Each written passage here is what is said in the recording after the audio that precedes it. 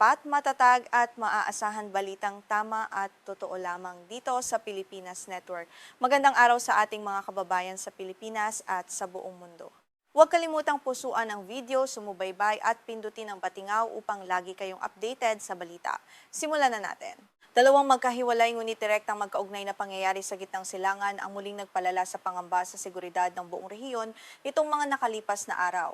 Una, matagumpay na naharang ng sistema ng depensang panghimpapawid ng Jordan ang 5 missile na inilunsad mula sa Iran at patungo sa kanilang teritoryo. Pangalawa, patuloy ang diplomatikong pagsisikap ng Saudi Arabia na bumuo ng isang pandaigdigang koalisyon upang tugunan ang sunod-sunod na pag-atake ng grupong Houthi sa mga barko at rutang pandagat sa Dagat na Pula. Ipinapakita ng mga pangyayaring ito kung gaano kaselan ang kasalukuyang kalagayan sa buong gitnang silangan. Kapag tumatawid sa himpapawid ng mga karatig bansang hindi direktang sangkot sa labanan gaya ng Jordan, ang mga balistikong misail o misail na gumagabay sa mababang himpapawid mula sa Iran, lumalaki ang panganib na lumawak ang mga pag-atake at madamay ang mga pamayanan at himpapawid ng ibang bansa. Samantala, inilalagay naman ang kaguluhan sa Dagat na Pula at Kipot ng Bab el-Mandeb sa panganib ang mga tanker ng langis at barkong pangkalakal na nagdadala ng enerhiya at mga produkto sa iba't ibang panig ng mundo. Sa rutang ito, dumaraan ng tinatayang 12% ng pandaigdigang kalakalan at milyon-milyong bariles ng krudo araw-araw. Ayon sa opisyal na ulat ng General Command ng Jordan Armed Forces, na kilala rin bilang JAF Arab Army, ginamit ng militar ang pinagsamang sistema ng pagmamatiyag sa pamamagitan ng radar, mga sandatang panlaban sa banta mula sa himpapawid na nakalagay sa lupa, at mga eroplanong pandigma ng Royal Jordanian Air Force. Sa tulong ng mga MIM-104 Patriot at iba pang kagamitan, natukoy at nasubaybayan ng kanilang sistema ang 5 missile habang lumilipad ang mga ito patungo sa mga lugar ng Zarqa at Azraq, kung saan matatagpuan ang ilan sa mahahalagang himpilan ng hukbong panghimpapawid ng bansa. Pinasabog ng militar ang mga missile habang nasa himpapawid, alinsunod sa opisyal na mga tuntunin sa pakikipaglaban ng kaharian upang mapangalagaan ang seguridad ng pambansang teritoryo. Dahil sa matagumpay na pagwasak sa mga misail habang nasa himpapawid, nagkawatak-watak ang mga ito at bumagsak ang mga piraso sa ilang bahagi ng Jordan na hindi pa isinisiwalat sa publiko. Batay sa mga pahayag ng mga ahensyang pambalita na pinamamahalaan ng Estado, kabilang ang Petra at Jordan News, walang naitalang namatay, nasugatan, o malubhang pinsala sa mga pampublikong pasilidad at ari-arian sa lupa. Agad na ipinadala ng militar ang Royal Engineers Corps at mga dalubhasang pangkat ng Explosive Ordnance Disposal o EOD upang tiyakin ang kaligtasan sa mga lugar na binagsakan at alisin ang panganib mula sa anumang hindi pa sumasabog na bahagi ng missile. Kasabay nito, naglabas ang Public Security Directorate ng babala sa publiko na tumawag sa Hotline 911 at huwag lalapit o hahawak sa anumang piraso ng metal na maaaring nagmula sa mga nasirang missile. Patuloy pa ring sinusuri ng mga otoridad ang karagdagang impormasyon tungkol sa lawak ng pinsala at eksaktong lokasyon ng mga bumagsak na bahagi. Wala pang tiyak na pampublikong tala kung saang bahagi mismo ng Jordan bumagsak ang mga ito o kung gaano kalawak ang lugar na naapektuhan. Dahil dito, maingat pa rin ang pamahalaan sa pagpapalabas ng impormasyon habang kinokolekta at sinusuri ng mga eksperto ang mga labi ng missile. Ang hindi agarang paglalabas ng detalyadong mapa ng mga lugar na binagsakan ay bahagi rin ng pamamaraang pangseguridad upang maiwasan ang pagkalat ng takot sa publiko at mapangalagaan ang mga operasyong militar sa rehiyon. Patuloy na sinusuri ng mga nakatalagang unit ang bawat nakuhang bahagi upang matukoy ang uri, pinagmulan at kakayahan ng mga naturang missile. Samantala, lalo namang tumindi ang sigalot sa Dagat na Pula matapos magdeklara ang grupong Houthi noong Hulyo 20 ng pagharang sa paglalayag ng mga barkong may kaugnayan sa Saudi Arabia o patungo sa mga daungan nito. Bilang tugon sa mga pag-atake sa mga barkong nagdadala ng enerhiya at upang ipagtanggol ang kalayaan sa paglalayag, nagsagawang koalisyong pinangungunahan ng Saudi Arabia ng mga piling pag-ataking panghimpapawid laban sa mga pasilidad militar ng Houthi sa lalawigan ng Hodeidah. Ayon kay Major General Turki Al-Malki, layunin ng mga pag-atake na sirain ang mga kakayahang militar na ginagamit ng Houthi laban sa mga barkong pangkalakal. Gayunman, nananatiling bukas sa karaniwang kalakalan ng mga daungan ng Hodeidah, Ras Isa at Al-Salif batay sa mga opisyal na ulat. Sa kabilang panig, iniulat ng mga medyang kaugnay ng Houthi na tinamaan din ang ilang pasilidad ng Telecommunications Corporation at mga bahagi ng Cameron Island. upang mapangalagaan ang pandaigdigang kalakalan at ang kalayaan sa paglalayag. Nagsimula ang Saudi Arabia ng mga diplomatikong pag-uusap sa iba't ibang bansa para sa pagtatatag ng isang koalisyong pandagat na binubuo ng maraming estado sa Dagat na Pula. Layunin ng hakbang na ito na bumuo ng isang alyansang magbibigay ng proteksyon sa mga barkong pangkalakal at titiyak sa ligtas at tuloy-tuloy na pagdaloy ng langis at iba pang produktong enerhiya. Sa pamamagitan ng pakikipag-ugnayan sa mga pandaigdigang katuwang, nais ng Saudi Arabia na mabawasan ang banta sa mga daungan, magtatag ng isang kapanipaniwalang puwersang makapipigil sa mga ilegal na pagharang sa paglalayag at maiwasan ang pagkaantala sa pandaigdigang supply ng enerhiya.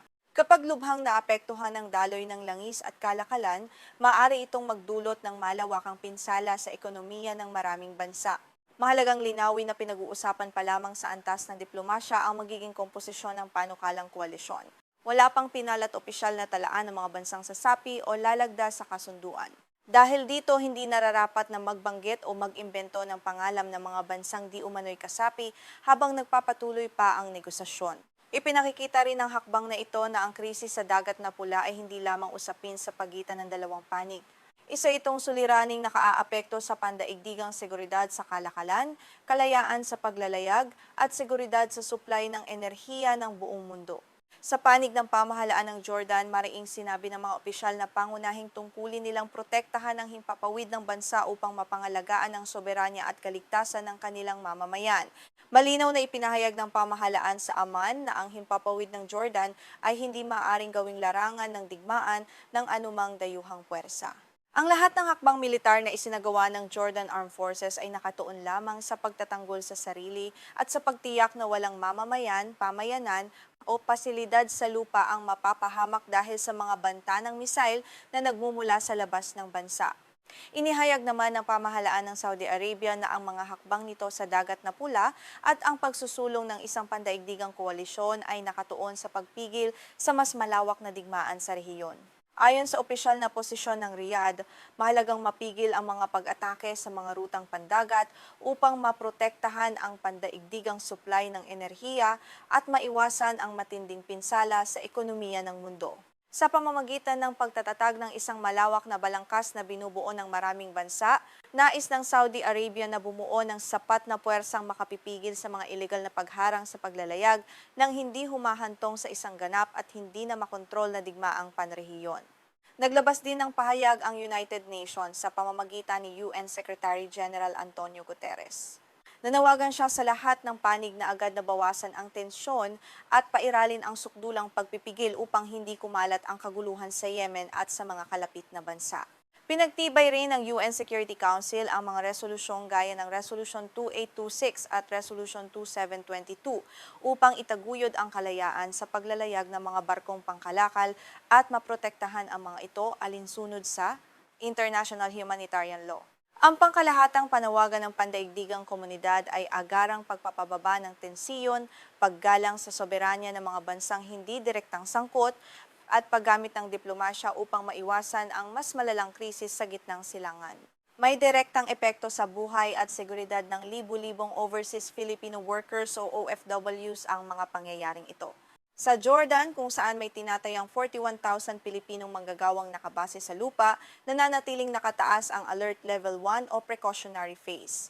Sa ilalim nito, pinapayuhan ng ating mga kababayan na manatiling mapagmatsyag at umiwas sa malalaking pampublikong pagtitipon. Ipinapayo rin ng Embahada ng Pilipinas sa Amman na maingat na subaybayan ang mga opisyal na pabatid at panatilihin ang mabilis na pakikipag-ugnayan sa mga pinuno ng komunidad ng mga Pilipino sakaling magkaroon ng biglaang kagipitan sa rehiyon. Para naman sa mahigit 800,000 Pilipinong manggagawang nakabase sa lupa sa Saudi Arabia, nananatili sa karaniwang antas ang kalagayang panseguridad, ngunit pinaigting ang pagmamatiyag ng mga tanggapan ng Migrant Workers Office o MWO sa Riyadh at Jeddah. Bagaman walang itinataas na mas mataas na antas ng babala sa pangunahing teritoryo ng Saudi Arabia, patuloy na pinapaalalahanan ng mga opisyal ng Pilipinas ang ating mga kababayan na mag-ingat at sumunod sa mga lokal na alituntunin sa kaligtasan. Ang kapakanan ng tinatayang 841,000 Pilipinong manggagawang nakabase sa lupa at libu-libong Pilipinong marino sa buong rehiyon ay nananatiling pangunahing prioridad ng pamahalaan ng Pilipinas sa gitna ng tumitinding tensyong militar.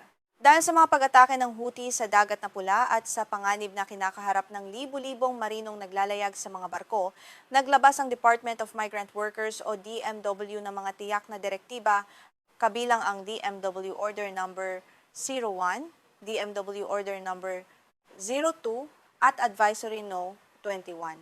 Sa ilalim ng mga kautosang ito, binibigyan ng mga Pilipinong marino ng ganap na karapatang tumangging maglayag sa mga lugar na idineklarang sona ng digmaan o mataas ang panganib nang hindi nawawalan ng lisensiya o nagkakaroon ng masamang record sa kanilang trabaho. Ano ang mangyayari kung tumanggi ang isang marinong Pilipino na pumasok sa Dagat na Pula? Obligado ang mga ahensiyang nagpapasakay ng mga marino at ang mga dayuhang may-ari ng barko na ilihis ang ruta ng sasakyang dagat sa paligid ng Cape of Good Hope sa Timog Aprika. Maaari rin silang obligahing sagutin ang libreng pagpapauwi sa Pilipinas ng mga marinong tumangging maglayag sa mapanganib na lugar. Inatasan din ng DMW ang mga ahensiya na magtalaga ng Seafarers Welfare and Crisis Management Officer o SWACO upang magkaroon ng mabilis na koordinasyon sa panahon ng kagipitan. Bukod dito, nakahanda ang Action Fund ng DMW at ang Emergency Repatriation Fund ng Overseas Workers Welfare Administration o OWA upang magbigay ng tulong pinansiyal pansamantalang matutuluyan at serbisyo sa pagpapauwi sa sinumang Pilipinong maiipit sa kaguluhan. Dinisenyo ang mga mekanismong ito upang matiyak na may agarang tulong na matatanggap ang mga Pilipinong marino at manggagawang nakabase sa lupa kapag nagkaroon ng hindi inaasahang paglala ng kalagayan sa rehiyon. Bukod sa seguridad ng mga OFW, may mabigat ding epekto sa pandaigdigang kalakalan at lokal na ekonomiya ng Pilipinas ang krisis sa Dagat na Pula. Dahil sa panganib ng pag-atake sa kipot ng Bab el Mandeb, maraming barkong pangkargamento at tanker ng langis ang nagpasyang iwasan ang Suez Canal at sa halip ay umikot sa Cape of Good Hope sa Timog Aprika. Nagdaragdag ito ng tinatayang 10 hanggang 14 na araw sa kabuang biyahe ng mga barko. Dahil dito, tumataas ang gastos sa gasolina, bayad sa pag-upa ng barko at siguro laban sa panganib ng digmaan sa pandaigdigang pamilihan. Paano ito direktang nakaaapekto sa presyo ng petrolyo sa Pilipinas? Bagaman pangunahing bumibili ang Pilipinas ng mga produktong petrolyong na proseso na mula sa mga pagawaan sa Singapore, South Korea at China, ang mga pagawaang ito ay umaangkat ng tinatayang 98% ng kanilang krudo mula sa gitnang silangan. Kapag nagkaroon ng pagkaantala o pagbara sa mahahalagang lagusang pandagat, mabilis itong nagtutulak pataas sa Mean of Platts Singapore o MOPS na ginagamit na batayan sa presyo ng mga produktong petrolyo sa rehiyon. Sa ilalim ng Oil Deregulation Law, ang anumang pagbabago sa presyo ng MOPS sa Singapore ay mabilis na naipapasa sa lingguhang pagbabago ng presyo sa mga gasolinahan sa Pilipinas. Ang tuloy-tuloy na pagtaas ng presyo ng diesel at gasolina ay nagdudulot ng sunod-sunod na epekto sa pang-araw-araw na buhay ng mga pamilyang Pilipino. Kapag mas mahal ang langis, tumataas ang gastusin sa pagpapatakbo ng mga pampublikong sasakyan tulad ng jeepney, bus at tricycle. Maaari itong humantong sa mga petisyon para sa pagtaas ng pamasahe. Dahil mahalaga ang enerhiya at transportasyon sa paghahatid ng mga produktong agrikultural, pinatataas din ng mahal na krudo ang gasto sa pagdadala ng bigas, gulay, panginantipan at iba pang pangunahing pagkain mula sa mga lalawigan patungo sa Metro Manila at iba pang lungsod. Sa huli, maaari nitong pataasin ang pangkalahatang antas ng inflasyon sa bansa. Upang tugunan ang banta ng pagtaas ng inflasyon, naghahanda ang Department of Energy o DOE at iba pang ahensiya ng pamahalaan ng mga programang pantulong, gaya ng pagbibigay ng subsidiya sa gasolina para sa sektor ng transportasyon. Layunin ng mga tulong na ito na maibsan ang epekto ng mataas na presyo ng langis sa mga driver at mamimili. Gayunman, ang pangmatagalang solusyon ay nakasalalay pa rin sa pagpapanatili ng kapayapaan at seguridad sa mga rutang pandagat ng gitnang silangan at sa pagpigil sa pagputok ng mas malawak na digmaan. Sa kabuuan ng matagumpay na pagharang ng Jordan sa mga misail mula sa Iran at ang diplomatikong hakbang ng Saudi Arabia sa Dagat na Pula ay dalawang mahalagang pangyayaring kailangang patuloy na subaybayan.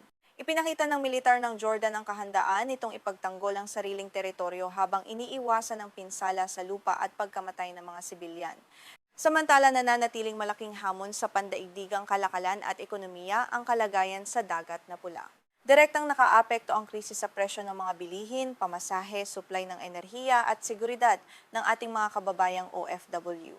Sa mga susunod na araw, may tatlong pangunahing usaping dapat bantayan ng ating mga kababayan at ng buong mundo. Una, kung tuluyan bang mabubuo ang pandaigdigang koalisyong pandagat na isinusulong ng Saudi Arabia at kung aling mga bansa ang formal na sasapi rito.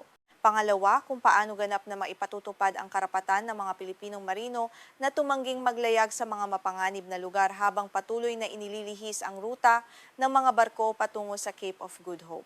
At pangatlo, kung hanggang kailan magpapatuloy ang pagtaas ng presyo batay sa MOPS at kung anong karagdagang tulong pinansiyal o subsidiya ang ipagkakaloob ng pamahalaan ng Pilipinas para sa sektor ng transportasyon at sa ating mga OFW.